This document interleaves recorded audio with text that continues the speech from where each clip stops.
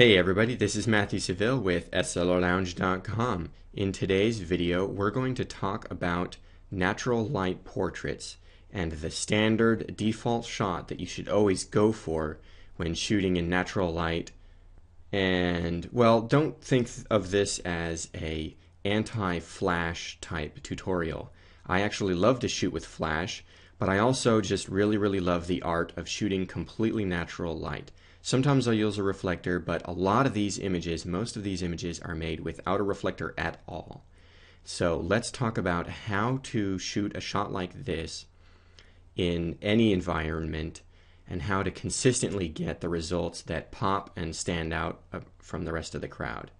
So anyways, in this image here, you can see the scene that I was shooting. Okay, so it's a garden, there's trees, there's sun and shade everywhere. And I came up with this photo.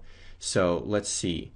The main number one aspect is that I want to frame their faces, the subject's faces, away from the sun and against a darker background. Okay, so the number one thing, the sun is over here and it's shining in this direction towards us. Okay, so I'm having them face away from the sun.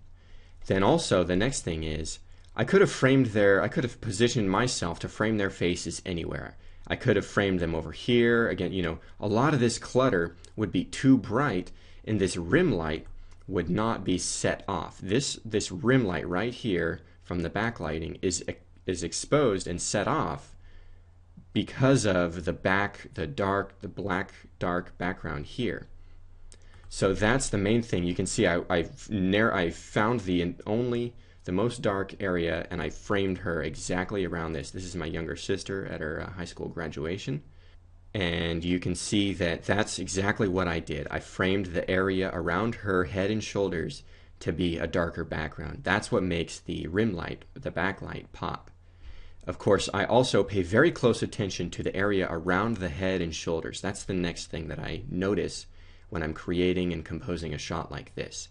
From the head, around the shoulders, and everywhere, this whole area, I'm going to pay close attention and make sure that if I had framed it just so that her head was over here or over here, it would not have been the same. It would have still been a great shot, but this is what makes it pop, is having the simple, consistent background to be right here. In fact, if you see these twigs up here, one of these twigs came down towards her head, and so I photoshopped it out because it really made a difference.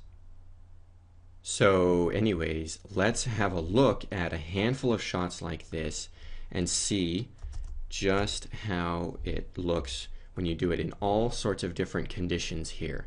I've got models, I've got portraits of a couple, bride and groom, or engagement session like this, and consistently across the board you can see that each time I'm doing the same thing.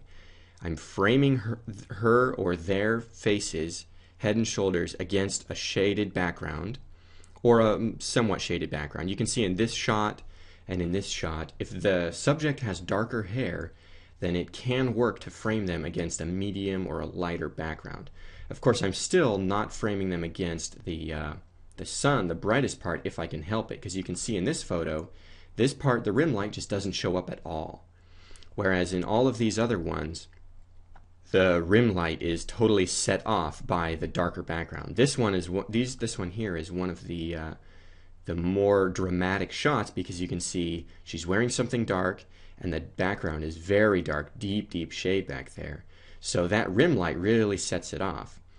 And so that's how it works consistently across the board.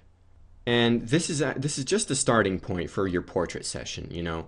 What I would do is I would look for shade, I would find some sunlight. Of course, you can also take pictures in the shade and get some more softer, gentler portraits, but I would also do this. I would look for shade, put it in my background, get them in the sun, have them face away from the sun, and I like killing the flare. You can see in this shot and this shot, I'm getting rid of the flare by shading my lens a little bit so that the most important part of the shot, their face, has crisp clarity to it, So I want to do that consistently every time. Frame them towards the shade, frame them so that their faces aren't touched by the sunlight, and mind the area around their head and shoulders so that they can stand out.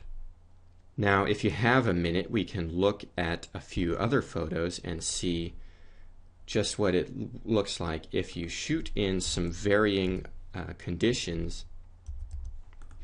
You know, not just straightforward portraits. What we have here is a handful of other situations, and in this situation here, you know, I've got bright sun everywhere. It's really kind of a cluttery type of shot, but I intentionally framed it so that, again, head and shoulders, dark background, shade for the face, and boom, that's the technique right there.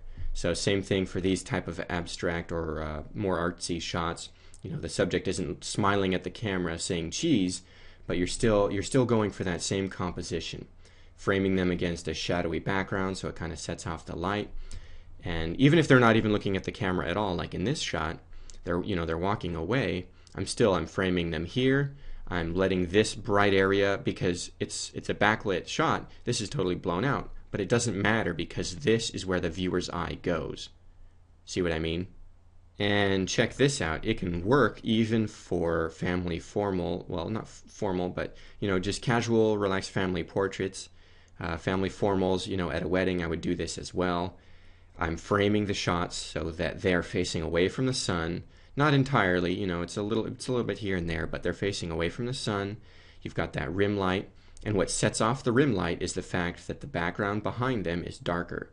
If I had shot at a lower angle and their heads were against all these trees and the bright sun, the shot would have been ruined. So I'm intentionally getting a higher angle. I might have had to hold my camera above my head because these guys are kind of tall. And I'm making sure that all of their heads are framed against a consistent, simple, and darker, medium dark background. Or, of course, you can see in this shot here or in this shot here, it also can work to do foreground elements where you have something framing the shot. You know, I've got some pink flowers here in this foreground. It's kind of nice. And I've got some just some brightly lit, sunlit, you know, leaves or whatever here. But I'm paying close attention so that the outline is still undisturbed. And that is the consistent thing that I'm always going to want to do in this natural light portrait situation. So anyways, guys, there you go. Now you know how to consistently get great shots in natural light. Even if there's harsh sun here or there, you should be able to, you know, consistently get this type of result if you just pay attention to those three things: the background, the direction of the sun, and the clutter, the brightness, and that kind of stuff. Anyways, guys, thank you so much for tuning in, and we will see you in our next tutorial. Take care.